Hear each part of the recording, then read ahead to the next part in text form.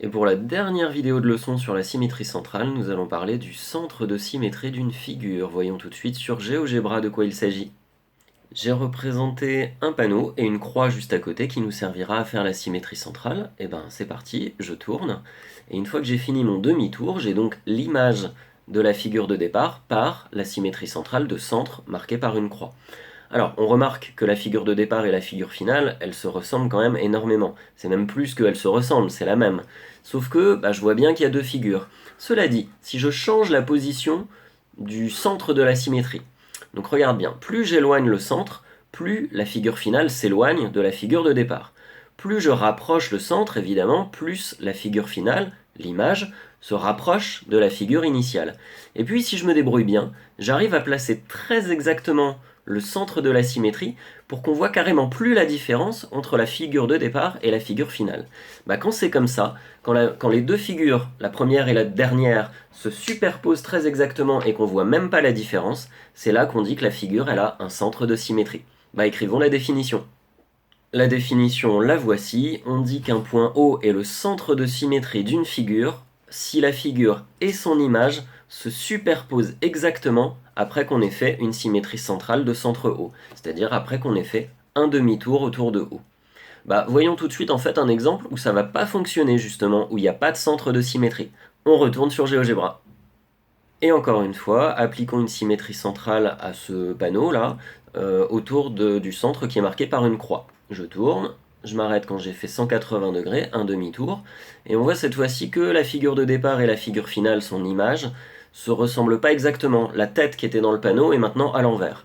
Et là, je peux changer la position du centre autant que je veux, même si j'essaye de superposer parfaitement les cercles, on voit bien une différence entre les deux visages. On voit que la figure finale n'est pas du tout la même que la figure initiale, peu importe où je place le centre. Cette figure-là, ce panneau, n'a pas de centre de symétrie, tout simplement. Pour préciser, tu peux donc noter après la définition que pour qu'une figure admette un centre de symétrie, tout simplement, il doit y avoir aucune différence entre avant et après avoir fait la symétrie centrale. Passons tout de suite à quelques exemples. J'ai mis 10 panneaux de signalisation là dans ce tableau, et on va essayer de voir s'il y a des centres de symétrie et éventuellement même des axes de symétrie. Ça, c'est ce que tu avais vu en sixième. On vient de dire centre de symétrie, on fait un demi-tour et il faut que ça n'ait pas bougé. Axe de symétrie, on fait un pliage et il faut que ça n'ait pas bougé. Tu peux faire pause à ce moment-là de la vidéo pour essayer de trouver toi-même. Moi, je vais donner les réponses maintenant. Première figure, centre de symétrie, c'est non. Parce que le triangle, il va se retourner à l'envers et ce sera pas le même triangle. On verra bien la différence. Le stop, par exemple, on voit tout de suite que si on fait un demi-tour, ce sera écrit stop à l'envers, ça marchera pas. Pareil pour ce triangle-là qui va se retrouver pointu vers le bas, ça n'est pas possible. La flèche qui est ici, si on fait un demi-tour, la flèche sera de l'autre côté, donc ça va pas fonctionner. Si on fait un demi-tour, le 30 sera écrit à l'envers, tout ça ne fonctionne pas.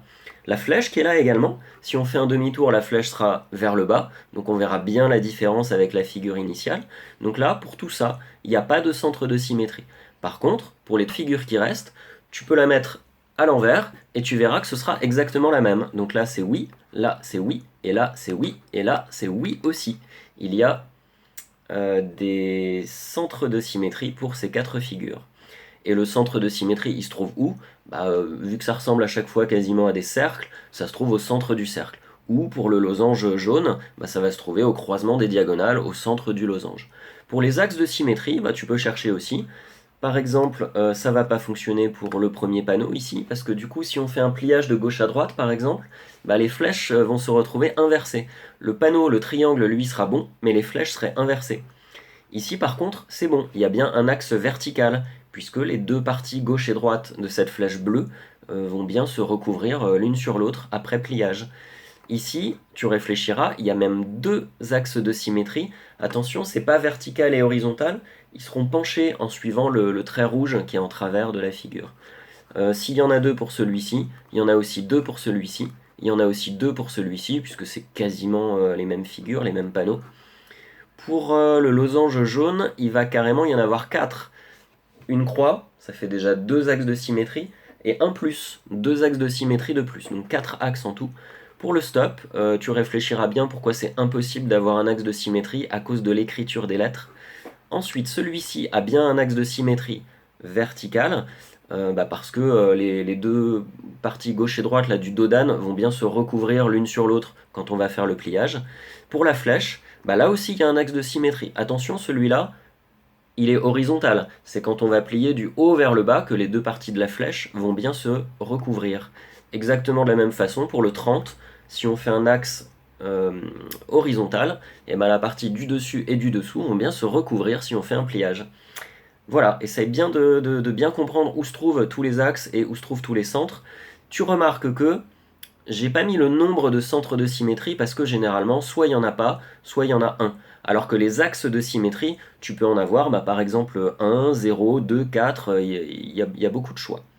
Pour terminer, on va passer aux axes de symétrie des figures, je dirais usuelles, c'est-à-dire des figures qu'on utilise tout le temps en mathématiques. On va commencer par le segment. Tu devines certainement qu'il y a deux axes de symétrie pour le segment. Alors je suis pas sûr que tu le devines parce que c'est pas si simple que ça. Donc voici la figure. Sur un segment, il y a le segment lui-même. Si tu plies le dessus et le dessous, comme il n'y a rien au-dessus et en dessous, ça va bien être un axe de symétrie. Et il y a aussi ce qu'on appelle la médiatrice, c'est-à-dire l'axe qui va passer perpendiculairement au milieu du segment et qui va envoyer chaque côté du segment sur l'autre. Ça va bien être deux axes de symétrie. J'ai déjà marqué également le centre. Ensuite, c'est un peu particulier pour les droites. Les droites, ils ont en fait une infinité d'axes de symétrie et ils ont également une infinité de centres de symétrie. Le symbole qui ressemble à un 8 couché, ça signifie infini. Il y en a bien une infinité. Ensuite, pour un angle, il ne va pas y avoir de centre de symétrie, ça me paraît assez évident. Par contre, il y a bien un axe de symétrie, c'est ce qu'on appelle la bisectrice de l'angle. C'est la droite qui partage l'angle en deux parties exactement du même nombre de degrés. Donc un axe de symétrie et pas de centre de symétrie. Je continue avec les triangles maintenant. Le triangle isocèle, le voici, c'est celui qui a deux côtés de la même taille. Tu vois bien qu'il va y avoir un axe de symétrie et pas de centre de symétrie, attention. Pour le triangle équilatéral, il n'y aura pas de centre de symétrie non plus, parce que c'est comme les panneaux triangulaires qu'on a vus tout à l'heure. Si on fait un demi-tour, le triangle il va se trouver à l'envers, il aura le pointu vers le bas, et donc forcément il n'y a pas de centre de symétrie. Par contre, tu vois qu'il y a trois axes de symétrie, parce qu'un triangle équilatéral, c'est un peu comme s'il était isocèle dans tous les sens, en quelque sorte. On continue ensuite avec le parallélogramme. Beaucoup plus difficile le parallélogramme. Attention, il n'a pas d'axe de symétrie. Tu peux t'en convaincre en allant dessiner un parallélogramme sur GeoGebra. Si tu fais des pliages dans tous les sens que tu veux, tu ne trouveras jamais la même chose. Par contre, il y a bel et bien un centre de symétrie qui se trouve à l'intersection des diagonales. Demi-tour du parallélogramme, il reviendra exactement sur lui-même. Je continue avec le cerf-volant. Que tu n'es pas obligé de noter parce que c'est une figure qui est plus vraiment au programme.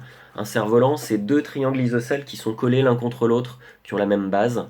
Et tu vois que sur la figure que j'ai faite là, il y a bien un axe de symétrie. Par contre, il n'y a absolument pas de centre de symétrie parce que les deux triangles, ils n'ont pas la même taille. Donc, si on fait un demi-tour, on verra bien que les triangles ne se superposent pas exactement. Pour le losange, il y a deux axes de symétrie et il y a un centre de symétrie. Je pense que tu trouves ça assez logique. Pour le rectangle, même chose. Il y a deux axes de symétrie et il y a un seul centre de symétrie.